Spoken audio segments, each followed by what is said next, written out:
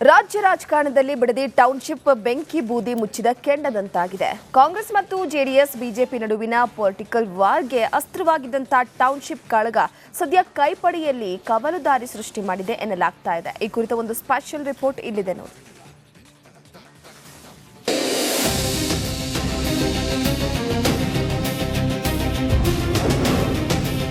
Bidadi township ವಿಚಾರದಲ್ಲಿ ಸಮಿತಿ ರಚನೆ ಘೋಷಣೆ. ಸಿಎಂ ಡಿಕೆಶಿ ಆಪ್ತ ವಲಯದಲ್ಲಿ ಕವಲುದಾರಿ ಸೃಷ್ಟಿ.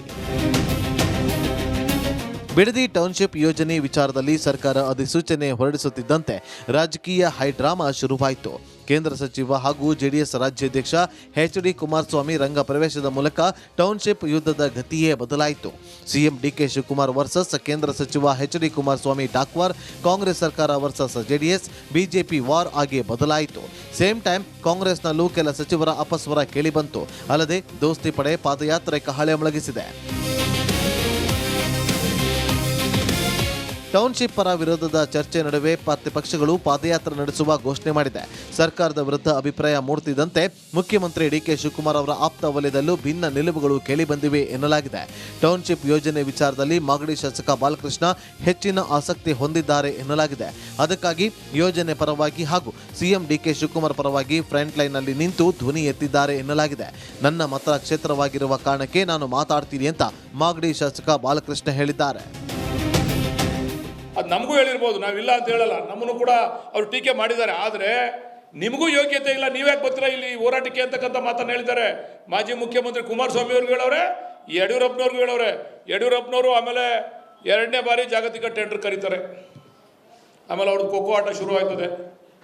ಯಡಿಯೂರಪ್ಪನವ್ರು ಆದಮೇಲೆ ಕೊಕ್ ಅಂತಾರೆ ಬಂದು ಸದಾನಂದ ಗೌಡರು.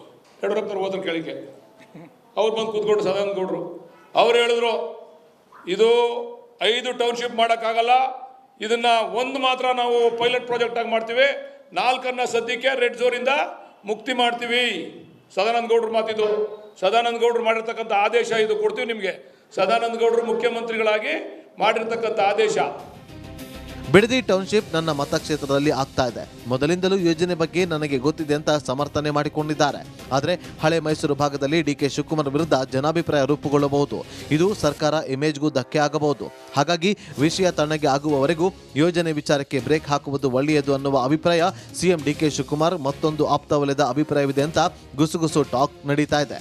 ಇದರ ನಡುವೆ ಬಿಡದಿ ಟೌನ್ಶಿಪ್ ಯೋಜನೆ ಬಗ್ಗೆ ವರಿಷ್ಠರು ತೀರ್ಮಾನ ಮಾಡ್ತಾರೆ ಎಂಬ ಸತೀಶ್ ಜಾರಕಿಹೊಳಿ ಅವರ ಮಾತು ಮತ್ತಷ್ಟು ಕುತೂಹಲ ಮೂಡಿಸಿದೆ.